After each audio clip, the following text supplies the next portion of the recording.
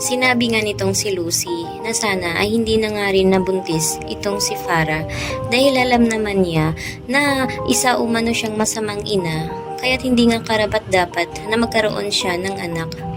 Subalit nga paano na ang gagawin ngayon dahil nga itong si Farah ay dito natitira sa bahay mismo ni Darius at Lucy dahil binibigyan na nga nito nila ng tsansa dahil nakita nga nila ito mismo na pumunta nga ito sa albularyo upang ipatanggal ang bata.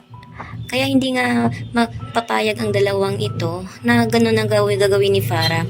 Kaya naman pumayag na sila sa kagustuhan ni Farah na doon tumira sa kanilang bahay kahit ayaw naman nila sana ito. Kaya ngayon naman ay nakatira na si Farah sa pamamahay nga ni na Darius ay tuwang-tuwa nga siya dahil sa wakas nga ay nakabalik na umano siya. Kaya gagamitin ng lahat ni Farah ang kanyang makakaya upang makuha niya itong si Darius.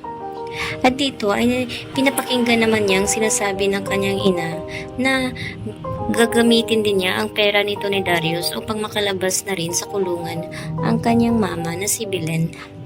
Kaya gagawin na ni Darius dahil nga naniniwala na rin siya na sa kanya nga itong dinadala nga nito ni Farah. Kaya ngayon ay hindi pa rin komportable itong si Lucy na nandito na si Farah sa kanyang pamamahay. Kaya naman kinabahan na rin itong si Lucy dahil baka ano na naman raw ang gagawin ng babaeng ito ngayong nandoon na naman ito sa kanyang poder.